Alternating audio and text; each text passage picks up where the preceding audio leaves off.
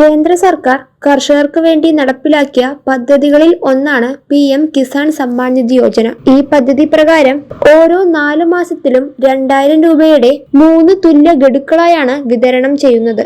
ഇതുവരെ 19 ഗഡുവാണ് വിതരണം ചെയ്തിട്ടുള്ളത്. അടുത്ത ഗഡുവായ 20ാമത്തെ ഗഡുവിന്റെ വിതരണം ഈ മാസം ഉണ്ടാകുമെന്നാണ് കരുതുന്നത്. ഇന്ത്യയിലുടനീളമുള്ള കർഷകരെ സാമ്പത്തികമായി പിന്തുണയ്ക്കുന്നതിനു വേണ്ടിയാണ് ഈ പദ്ധതി ആരംഭിച്ചിട്ടുള്ളത്. വരാനിരിക്കുന്ന 20ാമത്തെ ഗഡു ജൂൺ ആദ്യത്തെയോ 2ാമത്തെയോ ആഴ്ചയിൽ വിതരണം ചെയ്യുമെന്നാണ് പ്രതീക്ഷിക്കുന്നത്. കൃത്യദിവസം സംബന്ധിച്ച് സർക്കാരിൽ നിന്ന് ഔദ്യോഗിക സ്ഥിരീകരണത്തിനായി കാത്തിരിക്കുകയാണ്. ഇന്ത്യൻ പൗരനായിട്ടുള്ള കൃഷിയോഗ്യമായ ഭൂമിയുള്ള എല്ലാവർക്കും തന്നെ ഈ പദ്ധതിയുടെ ആനുകൂല്യങ്ങൾ ലഭിക്കുന്നതാണ്. ചെറുകിട നാമമാത്ര കർഷകർക്ക് മാത്രമേ ഈ ആനുകൂല്യങ്ങൾ ലഭിക്കാൻ അനുവദിക്കുകയുള്ളൂ. 10,000 രൂപയിൽ കൂടുതൽ പെൻഷൻ ലഭിക്കുകയോ ആദായ നികുതി അടയ്ക്കുന്നവർക്കോ ഈ പദ്ധതിയുടെ ആനുകൂല്യങ്ങൾ ലഭിക്കുന്നതല്ല.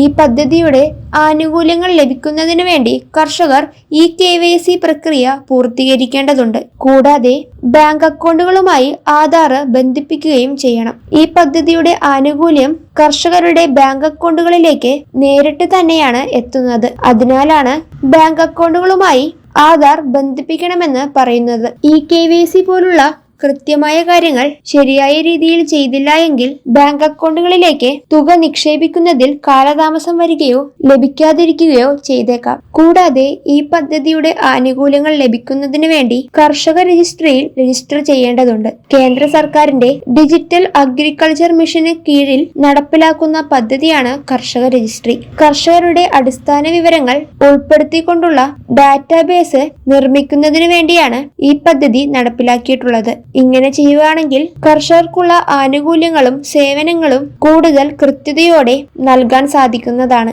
ഇങ്ങനെ ചെയ്യുമ്പോൾ ആധാറിന് സമാനമായിട്ടുള്ള ഡിജിറ്റൽ ഐഡന്റിറ്റി ഓരോ കർഷകർക്കും ലഭിക്കുന്നതാണ്. കൃഷിഭൂമി ഉള്ളവർക്ക് കർഷക രജിസ്ട്രിയിൽ പേര് രജിസ്റ്റർ ചെയ്യാവുന്നതാണ്. കൃഷിഭവൻ മുഖാന്തരമാണ് ഈ നടപടി നടക്കുന്നത്. കർഷകർ കൃഷിഭവനിൽ നേരിട്ടെത്തിയാണ് കർഷക രജിസ്ട്രിയിൽ പേര് ചേർക്കുന്നത്. ഇതിലൂടെ എല്ലാ കർഷകർക്കും ഒരു ID കാർഡ് ലഭ്യമാകുന്നതാണ്. കർഷകർക്ക് ആനുകൂല്യങ്ങൾ ലഭിക്കുന്നതിനും PM കിസാൻ പോലുള്ള ആനുകൂല്യങ്ങൾ ലഭിക്കുന്നതിനും ഈ കാർഡ് ആവശ്യമായി വന്നേക്കാം. ആധാർ കാർഡുമായി ലിങ്ക് ചെയ്തിട്ടുള്ള മൊബൈൽ നമ്പറും ഭൂമിയുടെ ഉടമസ്ഥാവകാശം തെളിയിക്കുന്ന കരമടച്ച രസീതുമാണ് ഇത് ചെയ്യാൻ ആവശ്യമായ രേഖകൾ. ഈ രേഖകളുമായി ഏറ്റവും അടുത്തുള്ള കൃഷിഭവനിലെത്തി കർഷക രജിസ്ട്രിയിൽ പേര് ചേർക്കാവുന്നതാണ്.